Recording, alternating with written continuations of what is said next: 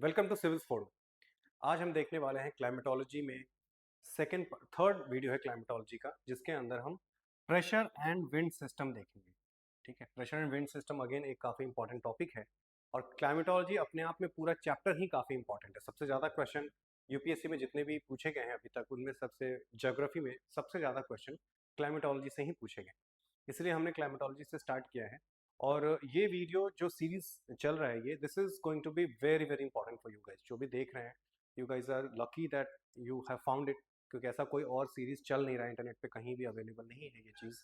We are doing it और this is going to be very important for very very important for you guys for UPSC 2026। इसके अंदर हम UPSC के तो questions cover करते ही हैं, इसके अंदर सीडीएस होता है, एनडीए होता है, ठीक है, एनडीए, जियो साइंटिस्ट होता है, इंजीनियरिंग सर्विस होता है और कुछ स्टेट पीसीएस के भी एग्जाम क्वेश्चंस होते हैं। ये सारे क्वेश्चंस, इतने क्वेश्चंस अगर आप एक बार करेंगे तो आपको ये पता चल जाएगा कि यूपीएससी का जो क्वेश्चन बैंक है वो किस तरीके से है, वो कैसा, किन क्वेश्चंस पे ज़्यादा फोकस करते हैं, उनका सोर्स मटेरियल क्या है ना। क्योंकि आप जब इन क्वेश्चंस को देखेंगे तो आपको समझ में आएगा कि they ask very few, they refer very few topics एक चैप्टर के अंदर, और उन्हीं कॉन्सेप्ट्स के ऊपर ये बार बार अलग अलग तरीके के क्वेश्चन बनाते रहते हैं। ठीक है, तो अभी हम क्वेश्चन देखेंगे, आपको सब कुछ बिल्कुल साफ साफ दिखता जाएगा। सो लेट्स स्टार्ट, पहले क्वेश्चन पे जाते हैं and the first question is here. ठीक है, ये 2025 का क्वेश्चन है, इसलिए 26 से स्टार्ट हो रहा है, अदरवाइज सारे क्वेश्चन नंबर 1 से स्टार्ट होते हैं। तो ये 2025 का है। ठीक है, सेट ए का क्वेश्चन पेपर है, ये सेट ए से लिया गया है, 26 नंबर क्वेश्चन है। अगर आपको रेफर बैक करना हो तो आप कर सकते हैं इजीली। ठीक है, पहला स्टेटमेंट कहता है, कंसीडर द फॉलोइंग स्टेटमेंट्स, दो स्टेटमेंट है। The amount of dust particles in the atmosphere is more in subtropical and temperate areas than in equatorial and polar regions। तो क्या ये बात सही है या नहीं? सेकेंड कहता है, subtropical and temperate areas have less dry winds. अब एक चीज देखो यहाँ पे कि ये दोनों क्वेश्चन ही, दोनों स्टेटमेंट ही एक दूसरे को कॉन्ट्राडिक्ट कर रहा है, क्योंकि यहाँ पे कह रहा है कि डस्ट पार्टिकल ज्यादा है, यहाँ पे कह रहे हैं ड्राई विंड्स नहीं है। अगर ड्राई विंड्स नहीं है तो डस्ट पार्टिकल नहीं होंगे। ठीक है, इनमें से कोई एक ही सही होगा। अब कौन सही है, that we have to figure out. Subtropical and temperate areas have less dry winds, आप किसी भी एक को देख सकते हैं, उससे आपका काम बन जाएगा। तो आप देखो कि अगर ये अर्थ है, दिस इज इक्वेटर, तो आपको पता है कि इक्वेटर के पास काफी रेनफॉल है। ठीक है, रेनफॉल काफी ज्यादा है यहाँ पे। ऑब्वियसली जहाँ पे ज्यादा रेनफॉल होगा वहां पे डस्ट विंड्स कम होंगे। ठीक है, डस्ट कम मिलेगा आपको। तो ये कहना कि ड्राई विंड्स यहाँ पे है और यहाँ पे ड्राई भी नहीं होगा, क्योंकि यहाँ पे वेट होगा क्लाइमेट, है ना, यहाँ पे मॉइस्चर काफी ज्यादा होगा। ये statement, sorry, subtropical and temperate areas have less dry wind, stands wrong. ठीक है, ये गलत हो जाता है, तो उससे भी आपका आंसर आ जाएगा। पर हम फर्स्ट स्टेटमेंट भी देख लेते हैं। The amount of dust particle in the atmosphere is more in subtropical and,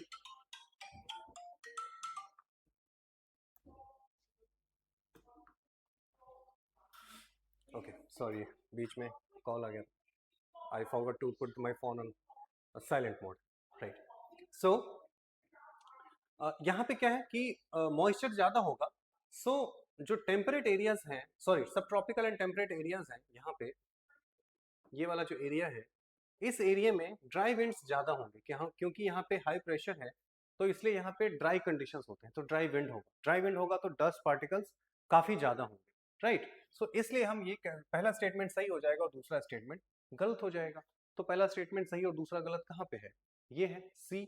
statement 1 is correct but statement 2 is not correct. ठीक है, सी इसका राइट आंसर हो जाएगा। इट वॉज प्रीटी इजी, मुझे नहीं लगता कि ज़्यादा मुश्किल था, और ये 2025 का क्वेश्चन है। ठीक है, लास्ट ईयर का। सी वॉज द राइट आंसर। देखिए अगला क्वेश्चन है अगेन, और ये थोड़ा सा मुश्किल लग सकता है, पर अगेन ये भी बहुत ज्यादा मुश्किल नहीं है। ठीक है, ये क्वेश्चन क्या कहता है कि consider the following statements. Statement 1 कहता है, in January in the northern hemisphere, ये सारी चीजें ध्यान रखना है, January northern hemisphere, the isotherms bend equatorward while crossing the land mass and poleward while crossing the ocean. अब इसको समझने के लिए आपको ये कॉन्सेप्ट समझना पड़ेगा आइसोथर्म का, कि how do they move, how do they behave and why do they do so. ठीक है, तो उसके लिए अगेन हमारे पास एक, नहीं अर्थ नहीं बनाएंगे, इसको समझने के लिए हम दूसरा कॉन्सेप्ट लेते हैं। सपोज कि ये अटलांटिक है, ठीक है, और ये एक लैंडमास है उसके बगल में। ठीक है, ये लैंडमास है, कॉन्टिनेंट, ठीक है, ये कोई कॉन्टिनेंट है, ठीक है, ऐसा मान सकते हैं, और ये अटलांटिक है, अटलांटिक ओशन, राइट। अब अटलांटिक ओशन है तो ये वाटर बॉडी हो गया, ये लैंडमास हो गया, हमें दो चीजें चाहिए। नाउ यू नो कि जो स्पेसिफिक हीट है, ठीक है, वो वाटर की ज्यादा होती है लैंडमास से, ठीक है। और ये पिछले चैप्टर में भी, पिछले वीडियो में भी हमने इस पे बात की थी कि स्पेसिफिक हीट ज्यादा होने की वजह से वाटर जल्दी गर्म भी नहीं होता, तो जल्दी ठंडा भी नहीं होता, ठीक है। लैंड मास जो कि रॉक से बना होगा, ऑब्वियसली उसकी स्पेसिफिक हीट कम होगी, तो वो जल्दी ठंडा भी होगा और जल्दी गर्म भी होगा कंपेयर टू वाटर, ठीक है। कंपैरिजन हो रही दो चीजों में। तो अब मान लो कि जैसे हमारा जो क्वेश्चन है वो नॉर्दर्न हेमिस्फेयर एंड जनवरी की बात हो रही है। सो ये नॉर्दर्न हेमिस्फेयर का हमने लिया है सिनेरियो, एंड जनवरी का। तो जनवरी में क्या है कि नॉर्दर्न हेमिस्फेयर में सर्दी है, सर्दी है तो हम ये मान लेते हैं कि यहाँ का टेम्परेचर आप मान लो कि 15 डिग्री सेंटीग्रेड है, कुछ भी हम मान लेते हैं 15 डिग्री सेंटीग्रेड है। तो इससे हम जब पोल की तरफ, यहाँ पे पोल्स होंगे, ऊपर ऊपर नॉर्थ पोल होगा, ठीक है, पोल की तरफ बढ़ेंगे तो यहाँ पे 14 डिग्री मिलेगा हमें, 13 मिलेगा, 12 मिलेगा, 10, और ऐसे ऐसे घटता जाएगा, ठीक है। यहाँ पे वेरस जो लैंड मास है, अगर उसी लैटिट्यूड पे चले, ये जो लाइन मैंने ड्रॉ किए हैं वो लैटिट्यूड का लाइन है, ठीक है, तो सेम लैटिट्यूड पे चले, तो क्योंकि पानी जल्दी ठंडा नहीं होगा कंपेयर टू लैंड मास, तो इसका टेम्परेचर जो है वाटर के टेम्परेचर से ज्यादा होगा, ठीक है, जो भी इस सेम लैटिट्यूड पे है। सो टेम्परेचर लैंड मास का ज्यादा होगा, वाटर का कम होगा, सॉरी लैंड मास का कम होगा, मैं गलत कर दिया, क्योंकि ये सर्दी का मौसम है तो लैंड मास जल्दी ठंडा हो गया है कंपेयर टू वाटर, तो ये अगर 15 पे है तो ये हो सकता है कि 13 पे होगा, सेम लैटिट्यूड पे, ठीक है। तो यहाँ पे जो पॉइंट होगा वो 12 पे होगा, यहाँ पे जो लैटिट्यूड होगा वो 11 पे होगा, यहाँ पे जो लैटिट्यूड ये 10 पे, और ऐसे घटता जाएगा। तो हम क्या देख रहे हैं, आइसोथर्म क्या होता है, सेम टेम्परेचर का लाइन, ऐसे पॉइंट्स जो सेम टेम्परेचर पे है जब उसको मैच कर देते हैं, दैट बिकम्स आइसोथर्म, ठीक है। तो उसके लिए आइसोथर्म जब हम ड्रॉ करेंगे तो हम क्या देखेंगे कि ये 13 है, तो 13 वाले को हम इससे मैच करेंगे, तो ये ऐसे जाएगा, 12 वाले को ऐसे जाएगा, 10 वाले को 11 होगा इसके बाद ऊपर, फिर 10 होगा, तो ये ऐसे जाएगा और ये ऐसे जाएगा। तो हम क्या देख रहे हैं कि लैंड मास पे इक्वेटर की तरफ शिफ्ट हो रहा है, और ये वाटर बॉडी पे पोल की तरफ शिफ्ट हो रहा है, ठीक है। लैंड मास पे इक्वेटर की तरफ शिफ्ट हो रहा है, वाटर बॉडी पे पोल की तरफ शिफ्ट हो रहा है नॉर्दर्न हेमिस्फीयर में जनवरी में, ठीक है। ये चीज भी आपको ध्यान रखना है, नॉर्दर्न हेमिस्फीयर की बात हो रही है एंड जनवरी की बात हो रही है, क्योंकि फिर जब हम जून की बात करेंगे तो चीजें बदल जाएंगी, राइट। तो अभी हम इसको बहुत ज्यादा एक्सपैंड नहीं करेंगे, सारे सिनेरियोज यहाँ पे डिस्कस नहीं करेंगे, बस इतना हम देख लेते हैं कि जनवरी एंड नॉर्दर्न हेमिस्फीयर में क्या होता है, राइट। अब क्वेश्चन पे आते हैं। तो question says in January the northern hemisphere isotherms bend equatorward while crossing the land मास। तो बात सही है, इक्वेटर पे, सॉरी, जो लैंड मास है उस पे हमने देखा कि वो इक्वेटर की तरफ शिफ्ट होता है, नीचे इक्वेटर होगा, ठीक है, ऊपर पोल है नीचे इक्वेटर है, तो ये इक्वेटर की तरफ शिफ्ट हो रहा है और ये पोल की तरफ शिफ्ट हो रहा है, तो लैंड मास पे ये इक्वेटर की तरफ शिफ्ट होगा while crossing the land mass, and poleward while crossing the oceans, तो ये तो सही है, ठीक है। दूसरा क्या कहता है, in January the air over the oceans is warmer than that over the land mass in the northern hemisphere.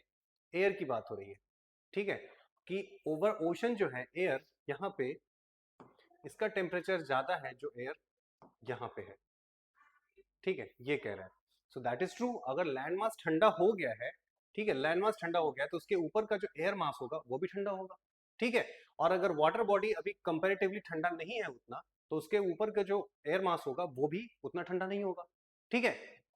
So the point is कि सेकंड स्टेटमेंट भी सही है, ठीक है, तो second statement is also true.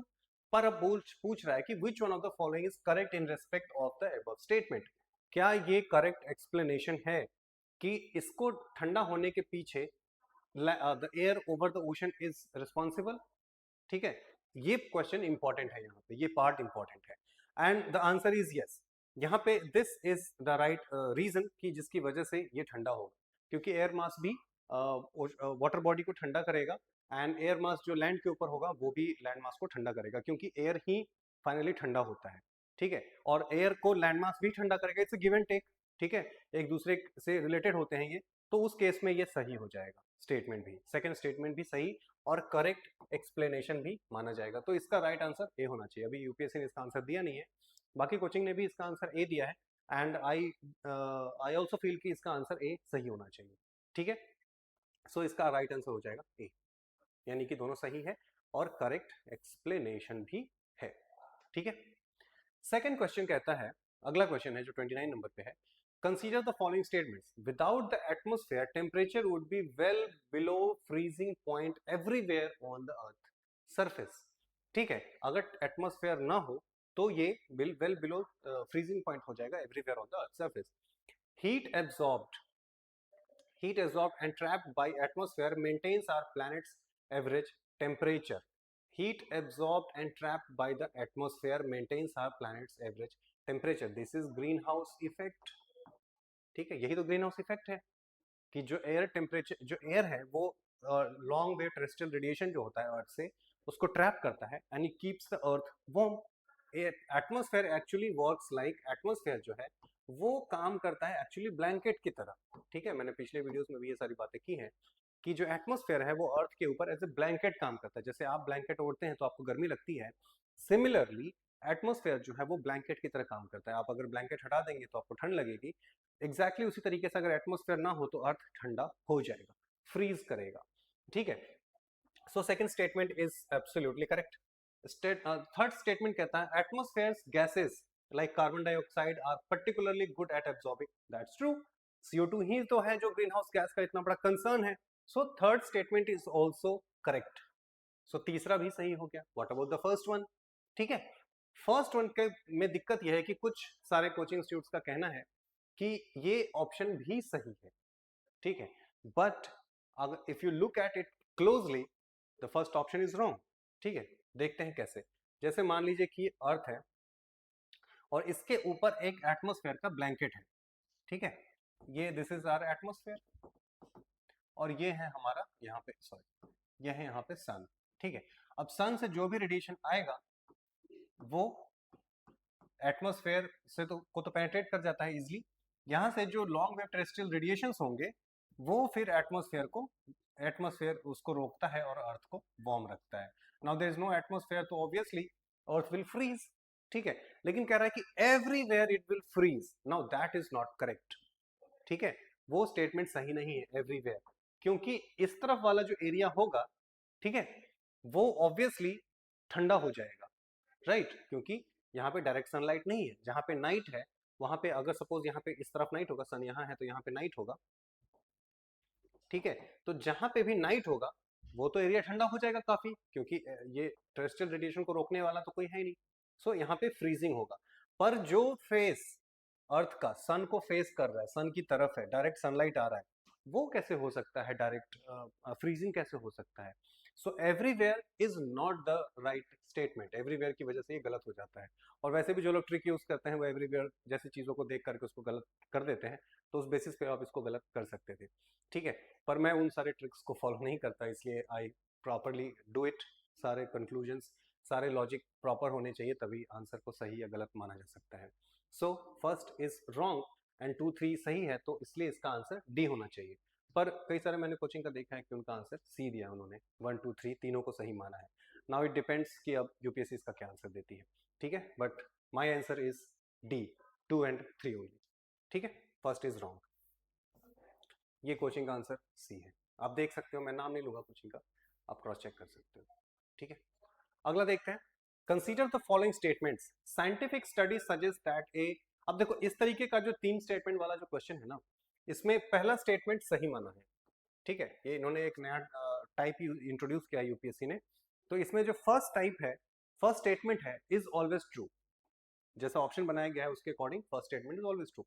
2 और 3 को आपको देखना है। ठीक है, so scientific study suggest that a shifting is taking place in the earth's rotation and axis. तो ये तो स्टेटमेंट है, अब आपको इसको जज करना है। Solar flares and associated coronal mass ejection. ठीक है, solar flares and associated coronal mass ejection bombarded by the earth's bombarded, फिर से पढ़ता हूं मैं थोड़ा सा। सोलर फ्लेयर्स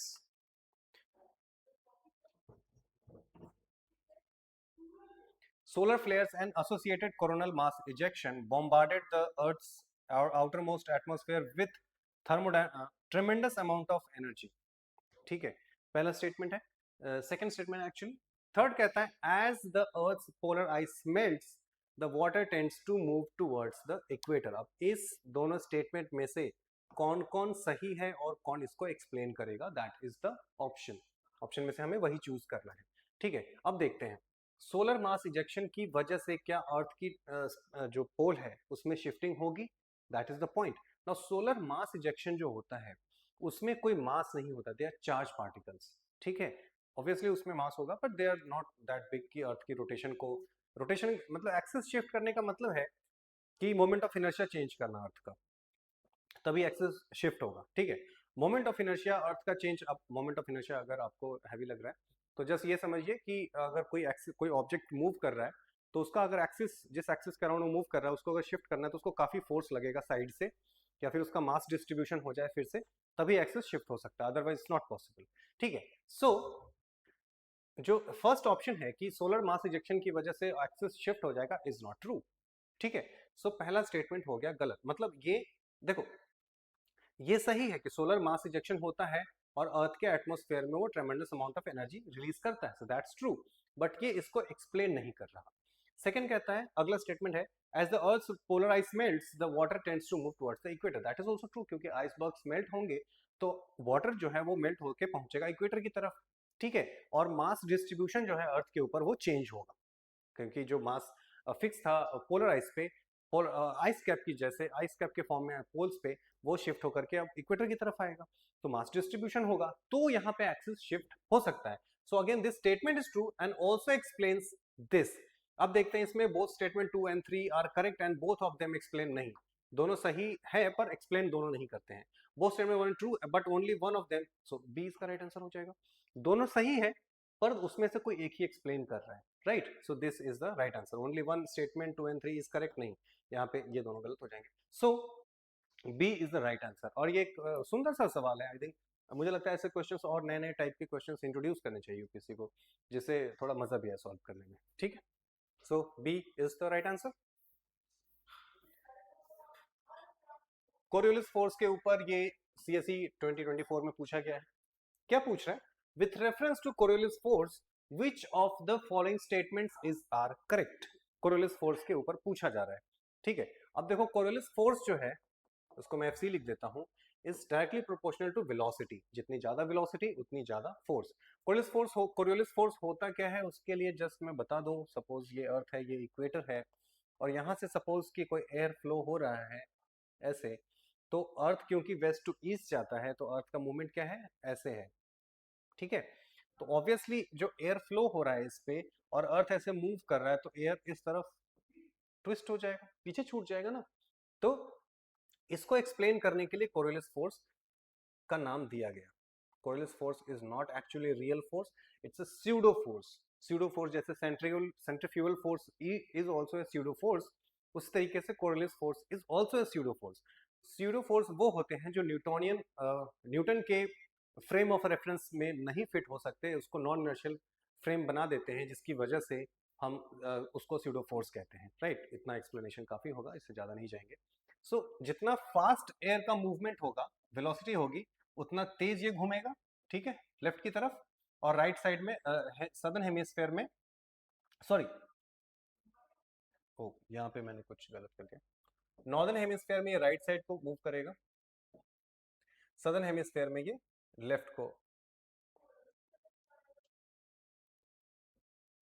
हाँ, ऐसे.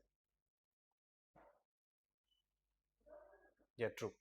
नॉर्दर्न हेमिस्फेयर में ये राइट को मूव करेगा, सदर्न हेमिस्फेयर में ये लेफ्ट को मूव करेगा. ठीक है, दिस इज कोरियोलिस फोर्स, और वेलोसिटी के डायरेक्टली प्रोपोर्शनल होता है. नॉर्दर्न हेमिस्फेयर में जो एयर का डायरेक्शन है वो लेफ्ट को शिफ्ट करेगा, सॉरी राइट को शिफ्ट करेगा. I am confusing. Northern hemisphere में ये राइट साइड को शिफ्ट करेगा, सदर्न हेमिस्फेयर में ये लेफ्ट को शिफ्ट करेगा. बस ठीक है, बोलते बोलते मैं थोड़ा सा वो हो जा रहा हूँ. सो नॉर्दर्न में राइट को, सदर्न में लेफ्ट को. ठीक है, और वेलोसिटी के प्रोपोर्शनल होता है. अब देखते हैं क्या है.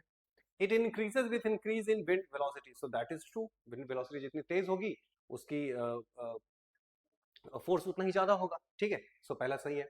It is maximum at the poles and is absent at the equator. हाँ, एक ये फैक्टर भी है कि इक्वेटर के पास कोरियोलिस फोर्स बिल्कुल जीरो हो जाता है, पोल्स पे वो मैक्सिमम होता है। So this is also true, maximum at the poles absent at equator. सो इसमें दोनों सही हो गए, तो ये अगेन सी इसका राइट आंसर हो जाएगा। And this was pretty easy, इसमें ज्यादा कुछ मुश्किल था भी नहीं, ठीक है।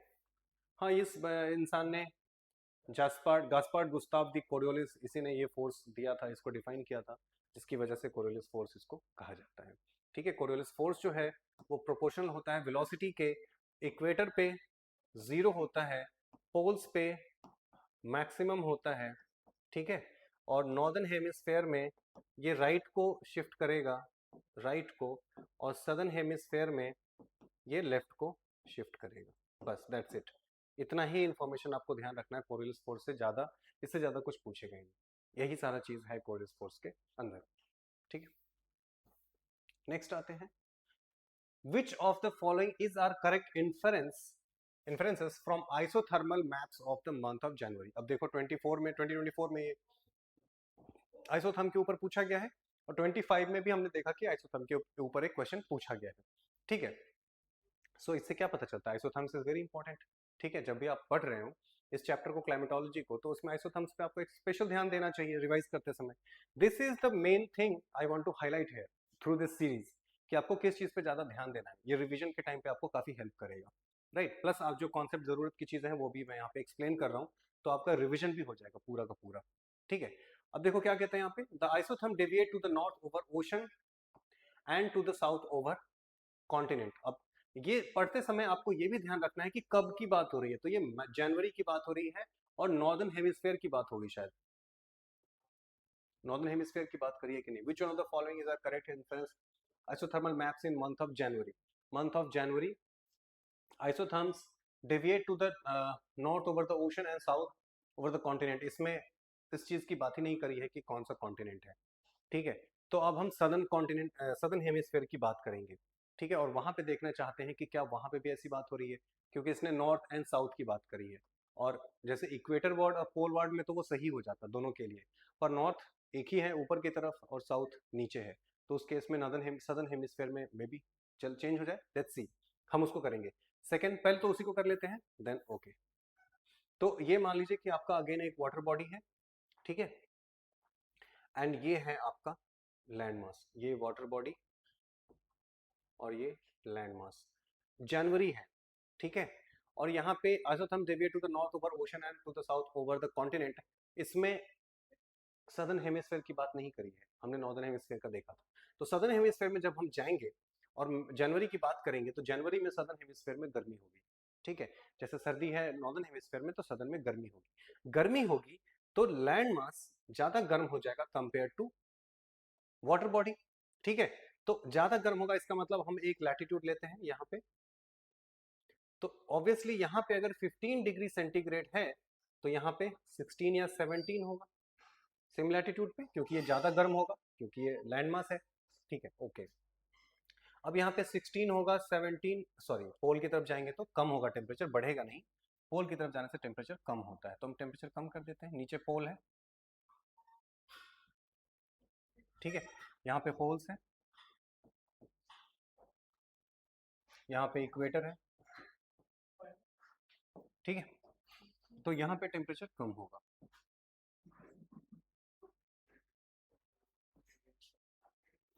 चलो जल्दी पैकअप करो, शोर मत मचाओ। सो यहाँ पे होगा 14, ओह सॉरी, यहाँ पे होगा 14, 13, 12, ठीक है, 16, 15, 14 ऐसे। अब जब हम सेम टेम्परेचर को मैच करेंगे, सो व्हाट वी सी, 13 यहाँ पे, ठीक है, 15 ऐसे, 16 यहाँ होगा, इस तरीके से। तो हम देख रहे हैं कि लैंड मास पे ये साउथ की तरफ शिफ्ट कर रहा है, वाटर बॉडी पे नॉर्थ की तरफ शिफ्ट कर रहा है, ठीक है। सो यानी कि पहला statement, isotherm deviate to the north over ocean and to the south over continent, that's true, ठीक है। तो इस तरीके से हमने देखा कि सदर्न हेमिस्फेयर में भी ये चीज सही साबित हो रही है ना, ये लेकिन समर की बात हो रही है, यस, तो ये पूरा का पूरा सही है स्टेटमेंट, ठीक है। सेकंड कहता है the presence of cold ocean currents gulf stream and north Atlantic drift make the north Atlantic ocean colder and the isotherm bend towards the north. अब ये देखियो कि हमने पहले देखा है कि नॉर्थ की तरफ शिफ्ट होता है, पर presence of cold ocean current and gulf stream, अब देखो गल्फ स्ट्रीम जो है ये वार्म करंट है, ठीक है, नॉर्थ अटलांटिक ड्रिफ्ट अगेन एक वार्म करंट है, और ये कोल्ड करंट की बात कर रहे हैं यहाँ पे, तो ये दोनों मिक्सअप हो गया, तो मिक्स दोनों जब हो जाएगा जैसे वार्म एंड कोल्ड एक साथ, we can not draw any conclusion, उस केस में ये स्टेटमेंट जो है वो गलत हो जाएगा और पहला स्टेटमेंट सही हो जाएगा, and in that case answer is a, ठीक है। तो ये थोड़ा सा मुश्किल था, अगर आपको ये सारा कॉन्सेप्ट नहीं पता है how to draw isotherms, then आपके लिए मुश्किल हो जाएगा, ठीक है। प्लस आपको ये भी पता होना चाहिए कि कौन सा करंट है, वार्म है, कोल्ड है, साथ साथ कंक्लूजन निकालने में भी आपको परेशानी हो सकती है अगर आपको ये चीज पता नहीं है तो second statement is wrong, first is true, and in that way the first option is right, ठीक है। इसका आंसर हो जाएगा ए। यहाँ पे देख सकते हो करंट्स है यहाँ पे, सो अगला, which of the following statements regarding the world climate types and their relation with intertropical convergence zone ITCZ is are correct, ठीक है। ITCZ के बारे में क्वेश्चन है, tropical wet climate is one of the world's rainiest due to the dominance of the ITCZ over it, intertropical convergence zone। अब यहाँ पे convergence क्या है कि नॉर्थ से भी आई मीन सदर्न हेमिस्फेयर से भी नॉर्दर्न हेमिस्फेयर से भी जो करंट्स आते हैं वो एक साथ मिल जाते हैं और यहाँ पे लो प्रेशर बनाते हैं, ठीक है। तो लो प्रेशर की वजह से वहां पे बारिश होगी, बहुत ज्यादा बारिश होगी, जितना लो प्रेशर होगा उतनी ज्यादा बारिश होगी, ठीक है। तो इसकी वजह से ये रेनिएस्ट है, so that is true. Tropical savanna climate experience distinctive alternation of wet and dry season. जो ग्रासलैंड्स होते हैं उसमें ऑब्वियसली डिस्टिंक्ट क्लाइमेट होते हैं, डिस्टिंक्टिव क्लाइमेट होते हैं, जिसमें रेनी समर विंटर जो भी है वो बारी बारी से आता रहता है, so that also looks true, caused chiefly by the seasonal shift in latitude and subtropical highs of ITCZ. Again, this also looks true. Third क्या कहता है? The tropical experiences monsoonal climate, heavy rainfall as a consequence of the nearness of the ITCZ for much of the year. So again, this is also true. क्योंकि जो monsoon है वो ITCZ के पास होने की वजह से काफी मॉइस्चर कैरी करता है, so that is also true. सो यहाँ पे तीनों स्टेटमेंट ही ट्रू है, सो इसलिए इसका आंसर डी हो जाएगा, right. So D is the right answer, answer is D, ठीक है। Which one of the following climatic regions of the world have a typical characteristic of seasonal reversal of wind? ये तो बहुत simple है, NDA में पूछा गया। Seasonal reversal तो हमें पता है कि वो मॉनसून में होता है, ठीक है, मॉनसून टाइप के क्लाइमेट को ही सीजनल रिवर्सल के लिए जाना जाता है, ठीक है। सो इसका आंसर तो काफी इजी था। अच्छा, ब्रिटिश टाइप अगर क्लाइमेट जैसे ब्रिटिश, मेडिटेरेनियन, चाइना, ये सब अगर आपके पास आ जाए तो उसको समझने का बहुत ही सिंपल सा तरीका है कि ब्रिटिश टाइप में कूल क्लाइमेट होगा, वेट ऑल द ईयर, यानी कि पूरे साल हल्की हल्की बारिश होती रहती है, मैरीटाइम इन्फ्लुएंस की वजह से यहाँ पे रेनफॉल होगा, ठीक है, और क्लाइमेट जो है यहाँ पे कूल रहता है, विंटर्स भी माइल्ड होते हैं, समर भी कूल रहता है, ठीक है, तो ये माइल्ड क्लाइमेट है। अच्छा, मेडिटेरेनियन जो है इसमें ड्राई समर होते हैं, वेट विंटर्स होते हैं, यहाँ की बरसात में बारिश होगी, बारिश होती है वेस्टर्ली की वजह से, और समर जो है वो ड्राई होते हैं। और चाइना टाइप है तो ये हॉट ह्यूमिड होगा, देखो यहाँ पे कूल है, यहाँ पे हॉट है, these are the distinction. China type का जो क्लाइमेट है वो हॉट ह्यूमिड होगा, समर रेनफॉल होगा और मानसून का इन्फ्लुएंस होगा, और यहाँ पे ऑल राउंड द ईयर बारिश होती है, ठीक है, ऑल राउंड द ईयर बारिश होती है, और इसके ऊपर भी आई थिंक क्वेश्चन पूछे जा चुके हैं, ठीक है। तो अगेन ये भी काफी इंपॉर्टेंट टॉपिक है जिसको आप एनसीईआरटी से भी कवर कर सकते हैं, चाहे तो जीसी लियोंग से भी आप इन सारी चीजों को पढ़ सकते हैं, वहाँ पे काफी डिटेल में ये सब दिया हुआ है, ठीक है। तो ये आपके एग्जाम के लिए काफी इंपॉर्टेंट है। ये अगेन सीएपीएफ में पूछा गया है, ट्रॉफ्स एंड रीजेस। अब ये क्या, वेदर पैटर्न जो होते हैं उसके ऊपर ये क्वेश्चन पूछा जाता है, जो वेदर मैप होता है, ठीक है। सो ट्रॉफ्स जो होते हैं वो लो प्रेशर होगा, और जो रीजेस होते हैं वो हाई प्रेशर होता है, elongated areas of low pressure and high pressure respectively. So yeah, A इसका राइट आंसर हो जाएगा, बाकी सब तो अलग है तो नहीं हो पाएगा। सो इसलिए troughs are low pressure area and ridges are high pressure area, ठीक है। ये अगर नहीं भी पता है तो that's okay.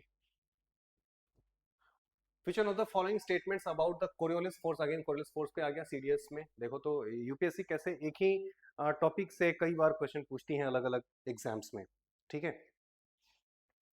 So it is maximum at the poles, that is true, maximum at the poles होता है। यहाँ पर क्या पूछा है, नॉट करेक्ट पूछा है, ठीक है, तो ये तो सही हो गया। It is absent at the equator, now this is also correct. It deflects the wind to the right direction in the southern hemisphere, नहीं, राइट डायरेक्शन करता है नॉर्दर्न हेमिस्फीयर में, सदर्न हेमिस्फीयर में लेफ्ट को करता है, तो इसलिए ये स्टेटमेंट ही गलत हो जाएगा। It deflects the wind to the right direction in the northern hemisphere, yes ये सही है, यानी कि थर्ड ऑप्शन गलत है, इसलिए थर्ड ही इसका आंसर हो जाएगा, क्योंकि इसने पूछा क्या है, नॉट करेक्ट, तो इसलिए सी इज द राइट आंसर, ठीक है, ये सब इजी था। Consider the following jet streams occur, now jet stream ये 2020 में पूछा गया यूपीएससी में, और जेट स्ट्रीम अगेन एक काफी इंपॉर्टेंट टॉपिक है, ठीक है, जिसको मानसून को समझने के लिए जेट स्ट्रीम का आइडिया होना चाहिए आपको, अदरवाइज जेट स्ट्रीम समझने के लिए जस्ट यहाँ पे मुझे give me 2-3 minutes, I will explain. Jet stream क्या है कि ग्राउंड से लगभग 1 किलोमीटर के ऊपर, ऑलमोस्ट 5 किलोमीटर के ऊपर, नॉट 1, ट्रोपोस्फेयर में ऑलमोस्ट 5 किलोमीटर, ट्रोपोस्फेयर के अपर लिमिट पे, ठीक है, 5 किलोमीटर के ऊपर से जेट स्ट्रीम फ्लो करता है। तो ये क्या है कि जो नीचे जो हवा चलती है उसी का एक काउंटर बैलेंस करने के लिए ऊपर भी ऊपर ट्रोपोस्फेयर में एक विंड चलता है, ठीक है, वो काफी तेज होता है, उसकी स्पीड काफी ज्यादा होती है, 300 माइल्स पर आवर की स्पीड भी हो सकती है उसकी, right. So jet stream occur in the northern hemisphere only, नहीं, जेट स्ट्रीम जो है वो नॉर्दर्न एंड सदर्न हेमिस्फेयर दोनों तरफ होता है, 20 डिग्री लैटिट्यूड के ऊपर, ठीक है, 20 डिग्री यानी कि ये अर्थ हो गया, तो 20 डिग्री यहाँ, 20 डिग्री यहाँ, तो इसके इधर और इसके इस तरफ आपको दोनों तरफ जेट स्ट्रीम्स मिलेंगे, तो पहला स्टेटमेंट गलत हो जाता है, जैसे ही पहला गलत होता है तो ये और ये गलत हो जाता है, इसका मतलब सेकंड ऑप्शन सही है, थर्ड को आपको देखना है, पर फिर भी हम सेकंड में देखते हैं। Only some cyclones develop N I, ठीक है, तो सेकंड ऑप्शन के बारे में अगर नहीं भी पता है, स्टिल आपको पता है कि सेकंड ऑप्शन तो सही है, क्योंकि दोनों में ही 2 है। Temperature inside the eye of a cyclone is nearly 10 degree lesser than that of the surroundings, ठीक है। अब इसमें क्या है कि लोगों का कहना है कि जब भी डेटा हो यूपीएससी के ऑप्शन में तो आप उसको गलत मान सकते हैं, एंड दैट वर्क्स, पर यहाँ पे हम डेटा से नहीं जाएंगे, हम ये एक्सप्लेन करने की कोशिश करते हैं कि क्यों ये गलत है, ठीक है, क्योंकि हर चीज हम ऐसे लॉजिक सॉरी तुक्के पे तो नहीं छोड़ सकते, हमें उसका आंसर भी पता होना चाहिए, क्योंकि यूपीएससी कभी भी बदल सकता है, ये डेटा सही भी कर सकता है। तो मान लो कि ये साइक्लोन है, ठीक है, साइक्लोन है, तो साइक्लोन क्या, लाइक दिस, यहाँ पे लो प्रेशर होगा, यहाँ पे हाई प्रेशर होगा, ठीक है, लो प्रेशर, आपको पता है कि साइक्लोन का जो सेंटर है वो लो प्रेशर होता है, लो प्रेशर जहां पे भी होगा वहां पे, और जहां पे हाई प्रेशर होगा, यहाँ पे हाई प्रेशर है, यहाँ पे लो प्रेशर है, तो लो प्रेशर जहां पे होता है वहां पे टेम्परेचर ऑब्वियसली कम होगा, लो प्रेशर होगा टेम्परेचर कम होगा, हाई प्रेशर होगा टेम्परेचर ज्यादा होगा, ठीक है, high pressure high temperature, low pressure low temperature, chemistry में आपने पीवी इक्वल्स एनआरटी में पढ़ा होगा, वो सब चीजें कभी कभी इस्तेमाल करनी पड़ती हैं, इक्वल्स जिसको गैस लॉ कहते हैं, ठीक है, PV equals N R T, तो इसको यूज करके एक्सप्लेन किया जा सकता है, और उस बेसिस पे आप बता सकते हैं कि अंदर का टेम्परेचर कम होगा ना कि ज्यादा होगा, पर यहाँ पे क्या कहा है, the temperature inside the eye of a cyclone is nearly 10 degree lesser than that of the surrounding, oh sorry नहीं, यहाँ पे गलत है, एक ज्योग्राफी में एक चीज यहाँ पे मैंने मिस कर दिया, ज्योग्राफी में ये चीज उल्टा हो जाता है कि यहाँ पे हाई टेम्परेचर होने की वजह से लो प्रेशर है, ठीक है, क्योंकि यहाँ पे टेम्परेचर हाई है, इसकी वजह से लो प्रेशर है यहाँ पे, राइट, तो यहाँ पे जब लो प्रेशर है तो यहाँ पे टेम्परेचर ऑब्वियसली हाई होगा, तो यहाँ पे लेसर वाली जो बात है वो नहीं है, वो एक्चुअली ज्यादा होता है यहाँ पे टेम्परेचर, 10 डिग्री के अराउंड यहाँ पे टेम्परेचर ज्यादा होता है, नॉट 10 डिग्री, एक्चुअली 2-3 डिग्री का फर्क होता है, उतना ज्यादा होता है यहाँ पे, ठीक है, yes.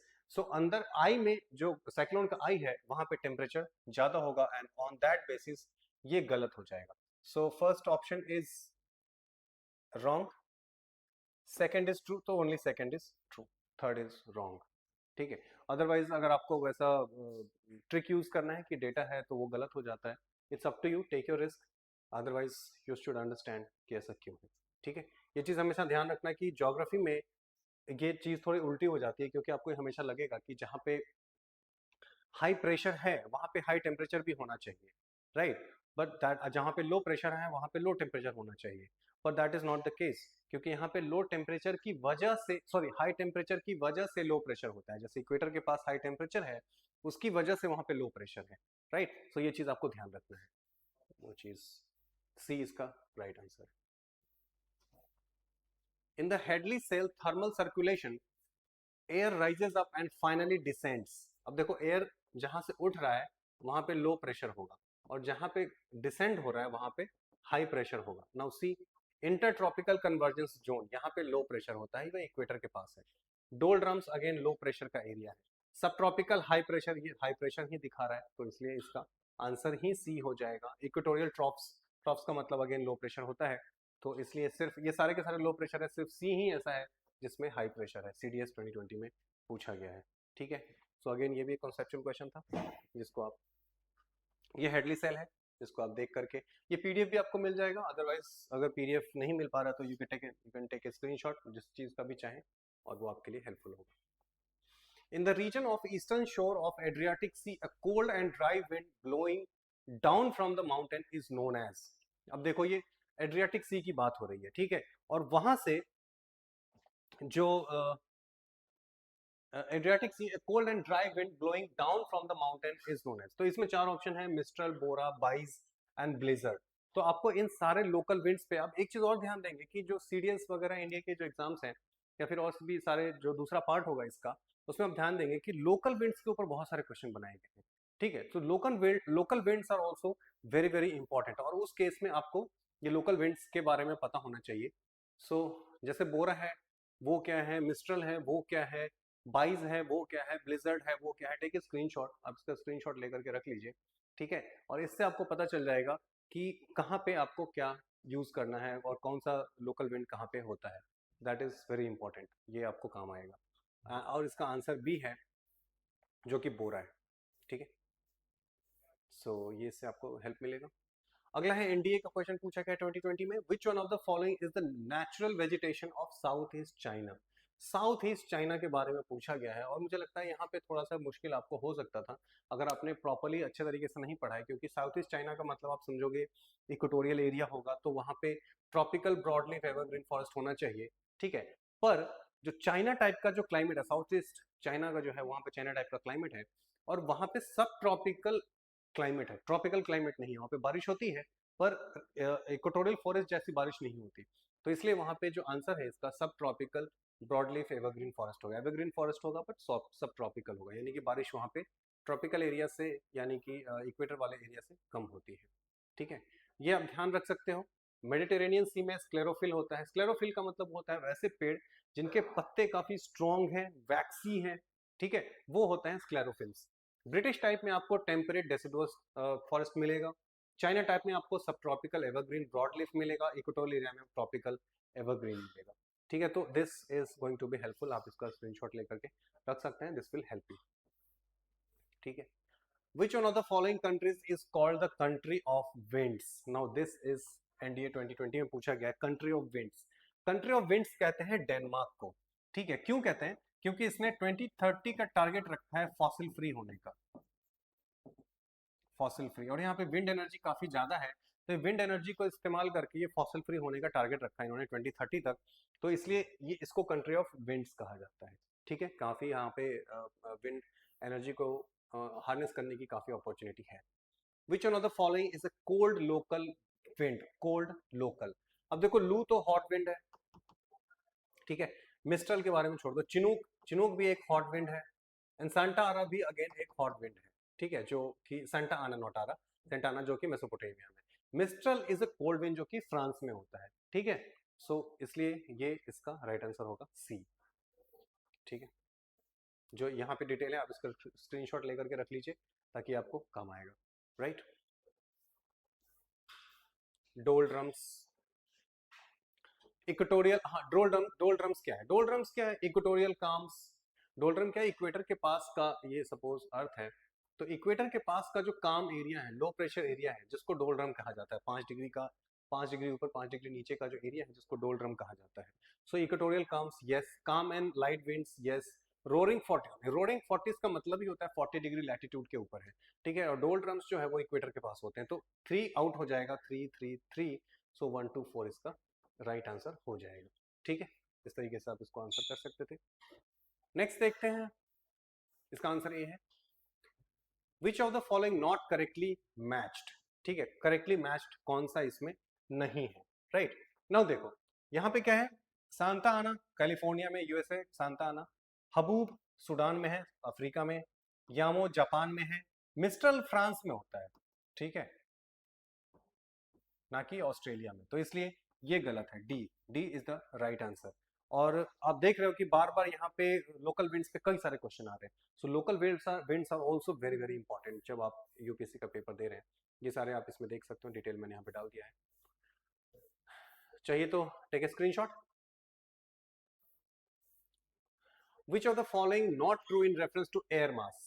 Air mass, air mass, air mass, ठीक है. अब एयर मास क्या है कि किसी भी कॉन्टिनेंट के ऊपर, प्लेन सरफेस के ऊपर जब एक कांस्टेंट स्टेशनरी एयर बॉडी रहती है और उस लैंड मास का, लैंड मास या फिर वाटर बॉडी भी हो सकता है, यहाँ पे लैंड भी हो सकता है एंड वाटर भी हो सकता है, ठीक है. तो इसके ऊपर का जो एयर है जब इसी का कैरेक्टरिस्टिक अज्यूम कर ले तब उसको कहा जाता है एयर मास. और वो स्टैटिक होना चाहिए, कांस्टेंट होना चाहिए, मूविंग नहीं होना चाहिए बहुत ज्यादा. सो that is the definition of air mass, ठीक है. अब इसमें देखो, air mass develops in A cyclonic condition. Cyclonic condition में एयर मास डेवलप हो ही नहीं सकता. सो इसलिए सी. और क्या पूछा है इसमें, नॉट ट्रू पूछा है. सो ऑब्वियसली सी इसका राइट आंसर हो जाएगा. Air mass forms either in tropical, her area में एयर मास फॉर्म हो सकता है, वाटर बॉडी के ऊपर हो सकता है, लैंड मास के ऊपर हो सकता है, but it has to be stationary, not moving. Cyclonic condition में इट विल नॉट फॉर्म, ठीक है. इसलिए सी इसका राइट आंसर हो जाएगा. शामल, warm and dry wind is a local wind found in. शामल जो है वो आपको मिलता है मेसोपोटामिया में, ठीक है. ये अगेन एक लोकल विंड है जिसको आपको ध्यान रखना है, क्योंकि अगेन लोकल विंड्स के ऊपर आप देख रहे हो बहुत सारे क्वेश्चन पूछे जा रहे हैं एंड ये आपके लिए बहुत इंपॉर्टेंट भी है, ठीक है. सो मेसोपोटामिया में ये मिलता है, इराक में शामल, ठीक है. इराक का area, Iran and Arabian peninsula, इन सारे एरिया में शामल आपको मिलता है. It's a hot wind, hot dry dusty wind होता है जो बहुत तेज बहती है, ठीक है. Which one of the following places of India experiences highest atmospheric pressure during winter. ये क्वेश्चन थोड़ा ट्रिकी था, ठीक है, क्योंकि इसमें अगर आप अपना कॉन्सेप्ट भी लगाते तब भी हो सकता है कि आप गलत हो सकते थे. जैसे देखो, पहला है जैसलमेर. जैसलमेर डेजर्ट के ऊपर है, ठीक है, रेगिस्तान के ऊपर है, प्लेन एरिया पे है, ठीक है, लो लेवल पे है, उसकी हाइट भी ज्यादा नहीं है. तो यहाँ पे प्रेशर ड्यूरिंग विंटर पूछ रहा है तो ज्यादा हो सकता है. चेन्नई तो इक्वेटर के पास हो गया, तो ऑब्वियसली चेन्नई से ज्यादा प्रेशर तो जैसलमेर में होगा, तो चेन्नई को हटा दो. लेह और गुवाहाटी अगेन ऊपर हो जाता है पहाड़ पे, तो उसकी हाइट है जिसकी वजह से हम इसको भी हटा देंगे. बट बचता है फिर Leh and Jaisalmer. Now Leh again एक हाइट पे है बट वो कोल्ड डेजर्ट है, ठीक है. कोल्ड डेजर्ट होने की वजह से ऑब्वियसली यहाँ पे टेम्परेचर काफी कम हो जाएगा लेह से, और उस केस में यहाँ पे प्रेशर ज्यादा बनेगा, ठीक है. तो आपको जैसलमेर एंड लेह के बीच में चूज करना था, right. So Leh is the right answer, और ये CDS 2018 में पूछा गया है. Which one of the following a local wind that blows out from Siberia. Siberia से कौन सा बहता है, ठीक है. बोरा, मिस्ट्रल, पर्जा एंड ब्लिजर्ड. तो इसमें इसका आंसर है परगा, पर्जा, परगा, आई डोंट नो कैसे पढ़ते हैं इसको, but that is the right answer. Again उसके लिए भी मैंने लगा दिया है यहाँ पे, आप इसको लेके स्क्रीनशॉट रख सकते हैं. This is going to be very very helpful for you, ठीक है. Then comes consider the following statements. The doldrum is a, again doldrum के ऊपर आप देखो तो बहुत सारे क्वेश्चन ऑलरेडी पूछे जा चुके हैं, ठीक है. Doldrum is a low pressure area around equator where the prevailing winds are calm. That's true. Chinook is a hot, नहीं, Chinook is, हाँ, Chinook is a hot wind. Yes, Chinook को snow eater भी कहते हैं, Chinook को, ठीक है, snow eater भी कहते हैं. और ये Alps के ईस्टर्न साइड में है, सॉरी नॉर्थ एल्प्स, रॉकीज के ईस्टर्न साइड में है, और ये वहां से नीचे की तरफ बहेगा और स्नो पिघलेंगे और फिर खेती होती है वहां पे, ठीक है. तो Chinook is a dry wind that blows in the winter and therefore rises the temperature in a short time. So yes, इसका दोनों ही सही है and that's way इसका आंसर C हो जाएगा, राइट. C इसका राइट आंसर है. अगला देखते हैं. The following items consist of two statements. Statement, हाँ ठीक है. जियोस्ट्रॉफिक विंड, अब जियोस्ट्रॉफिक विंड ये एनडी 2018 में पूछा गया है जियोस्ट्रॉफिक विंड के बारे में। जियोस्ट्रॉफिक विंड क्या होता है, सरफेस से 600 मीटर्स के ऊपर जब फ्रिक्शन का इन्फ्लुएंस काफी कम हो जाए एयर के ऊपर, ठीक है, और उस समय जब कोरियोलिस फोर्स प्रेशर ग्रेडियंट के अगेंस्ट हो जाए, यानी कि इक्वल करते हैं उसको, that's wind is called geostationary wind. Geostrophic wind, not geostationary, geostrophic wind. यहाँ पे क्या है कि जो कोरियोलिस फोर्स है वो प्रेशर ग्रेडियंट वाले फोर्स को इक्वल कर देगा, और तब जो विंड है वो आइसोबार्स के पैरेलल फ्लो करते हैं, ठीक है। ये सदर्न हेमिस्फेयर में है जिसमें वो लेफ्ट की तरफ डिफ्लेक्ट हो रहा है, और ये नॉर्दर्न हेमिस्फेयर में जिसमें वो राइट की तरफ मूव कर रहा है, और सेम प्रेशर ग्रेडियंट है 704, 708, 704, 708, ठीक है। और ये मूव कर रहा है राइट को, यहाँ पे मूव कर रहा है लेफ्ट को। ये डिटेल भी ध्यान रखना, ये एनसीईआरटी से ही लिया गया है, एग्जैक्टली कॉपी मैंने फोटो वहीं से लिया है, स्क्रीनशॉट, और ये आपके लिए काफी इंपॉर्टेंट होगा। तो क्वेश्चन देखते हैं। Geostrophic wind blows above the height of 600 meter, which is true. Parallel to the isobars, absolutely true. Geostrophic wind is the horizontal wind velocity in which the Coriolis force balances the horizontal pressure force. That is also true. Coriolis force जो है वो horizontal balance force को, जो pressure gradient की वजह से जो force बनता है उसको balance out कर देता है, and that's when it is called geostrophic wind, right? So yeah, so इस तरीके से ये हम था हमारा part 1 pressure and wind system का, और इस पे हमने यहाँ पे 25 क्वेश्चंस करीब देखे हैं। 20 क्वेश्चंस 24 से पीछे के थे, 25 से हमने लिए अराउंड 5 क्वेश्चंस, ठीक है। ये क्वेश्चंस आपके लिए काफी इंपॉर्टेंट है। आपका अगर फीडबैक है कुछ भी, कहीं पे कुछ इंप्रूवमेंट वगैरह का अगर कुछ भी दिखता है, कोई कमेंट है, do it, put in the comment section, I will see, and अगर कहीं गलती होती है तो आई